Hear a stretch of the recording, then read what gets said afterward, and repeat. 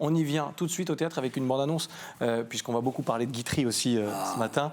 Bande-annonce d'abord, et puis on revient en plateau juste après avec Olivier Lejeune, notre invité ce matin.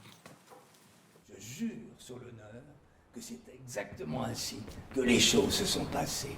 À peine ai-je fait 3 pas, que font irruption dans mon bureau 2 hommes armés d'une étrange pâleur. Oh les mains! Pourquoi ces hommes sont-ils si nerveux et si pâles? Non, certes, ils n'ont pas peur. Non, ce qu'ils ont, c'est le trac.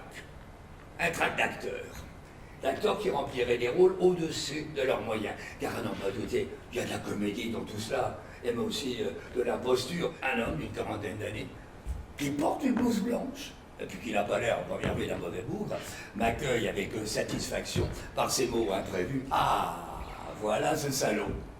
Je lui demande alors, nous nous connaissons? Il me dit, bah, oh, ça va. Dans une grande salle, une douzaine de tables, à chacune d'elles un tribunal, 3 hommes. Nom, prénom, égalité, et tout de suite, la question la plus inattendue qui soit, pourquoi vous a-t-on arrêté? Ah, vous n'avez aucune idée, non? Et vous? Ah, aucune. Et pourquoi faut-il que je repense à cette exécution qui m'a été promise pour le lendemain? Puisque je n'y crois pas. Et s'ils en avaient eu cette intention, ils m'en auraient fait la surprise demain matin, à mon réveil. Et puis pas eux, pas ces gens-là, non. Ah, s'ils étaient des auteurs dramatiques, j'y passerais sûrement. Guitry, réveillez-vous.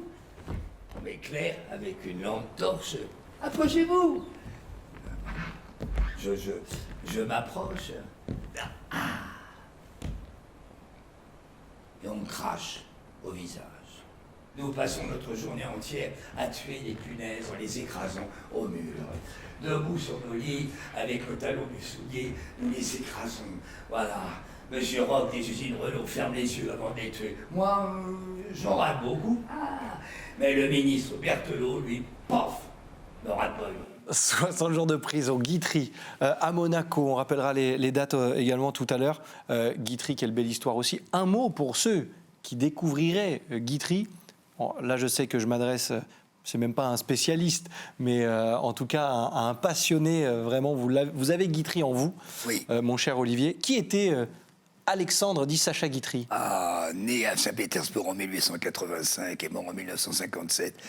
Sacha Guitry, fils de Lucien Guitry, grande tradition, grand comédien. Sacha Guitry, à 9-11 ans, a écrit sa première pièce. Déjà à 16-17 ans, il se faisait jouer. Il a dragué la première femme, la maîtresse de son père, Charlotte Lisès. Donc, ils sont restés fâchés pendant 18 ans. Étonnant. Ensuite, après, il a écrit une pièce pour son père, Pasteur. Et là, ils se sont rabibochés. Entre-temps, Sacha Guitry, on sait qu'il a eu 5 femmes. Et en fait, c'est un génie, c'est le Molière moderne.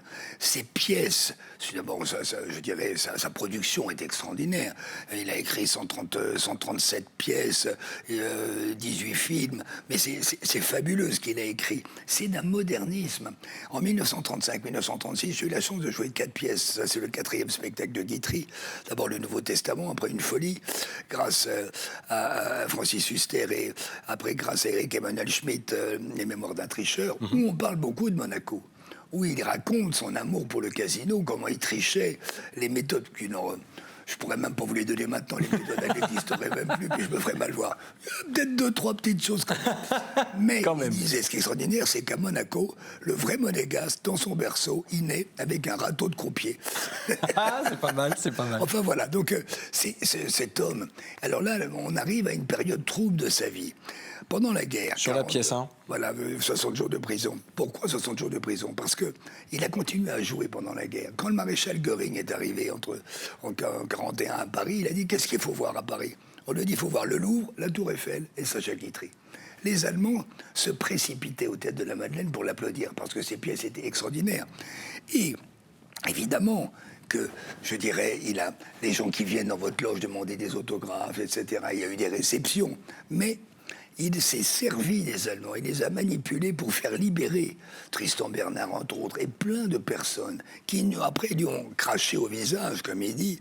Et ça a été hallucinant, parce qu'on l'a accusé d'être collaborateur, donc on est venu l'arrêter chez lui le 23 août 1944, il était en robe de chambre, un pyjama assez incroyable, on l'a emmené en pyjama dans la rue, Et on l'a emmené quai des Orfèvres, après au Vélodrome de Drancy, à Fresnes, on l'a menacé, on lui a dit qu'il allait être fusillé, comme j'en parlais, on lui a craché au visage. Et alors, ce texte est extraordinaire parce qu'il raconte une page de l'histoire de France. Raconté à la première personne, vous êtes Sacha Guitry.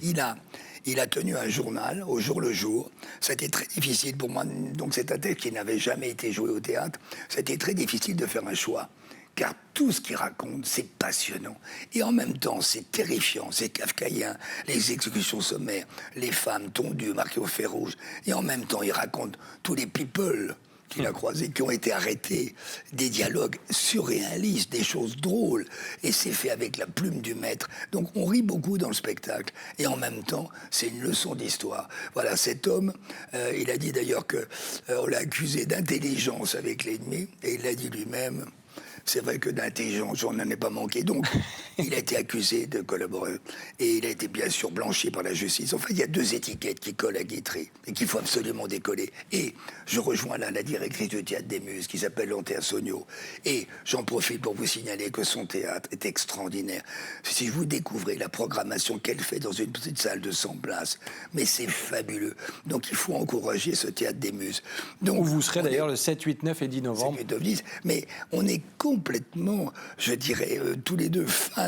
Guitry aimait les femmes. Il les aimait trop, il a été malheureux, il a été cocu. Il en a beaucoup souffert, Yvonne Printemps notamment.